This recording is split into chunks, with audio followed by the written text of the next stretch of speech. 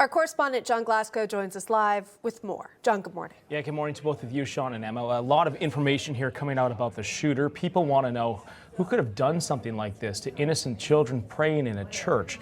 But last night in Minneapolis, the community came together to remember the victims of this horrific act. Now, multiple vigils, they were held last night in the city to mourn the lives lost in this targeted school shooting and to show support for each other as they navigate a path forward. So the attack took place at the Annunciation Catholic Church yesterday. It was in the morning when the gunman opened fire on the first day of Mass for dozens of young students. An 8-year-old and a 10-year-old were killed as they sat in the pews.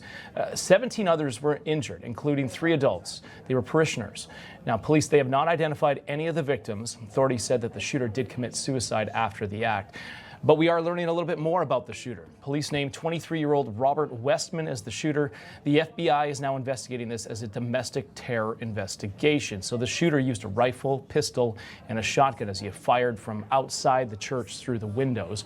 Authorities, they are now investigating a scheduled YouTube post as the shooting occurred, where the shooter described an obsession with school shootings and showed some rambling written statements and numerous guns painted with slurs, mass killers' names, and political messages. Court records show that a Minneapolis juvenile named Robert Westman had their name legally changed to Robin in 2019, and it was signed off by his mother, Mary Grace Westman. A woman by the same name appeared on the school's Facebook feed in 2021, identified as the parish secretary ahead of her retirement party. Now, police say that they are serving 4 search warrants, 1 at the crime scene, 3 more at residences in the metro of the Minneapolis area. Police seized additional guns from those residential locations. The ones used in the shooting were purchased legally by Westman. Here's what the police chief had to say last night. I have no information to share on a motive other than saying again that there was some sort of manifesto that was timed to come out on YouTube.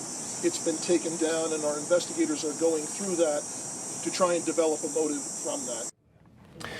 So there are a lot of questions right now about the shooter's state of mind and whether his gender transition may have played a role leading up to this attack. The mayor of Minneapolis defending the trans community in wake of this tragedy. Watch.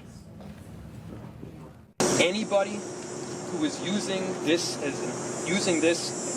as an opportunity to villainize our trans community or any other community out there has lost their sense of common humanity.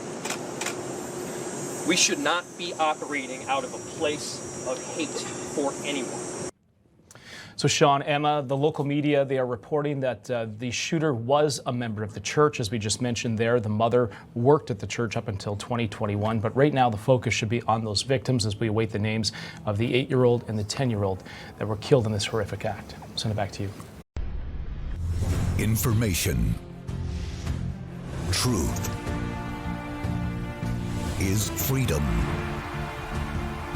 Is NEWSMAX.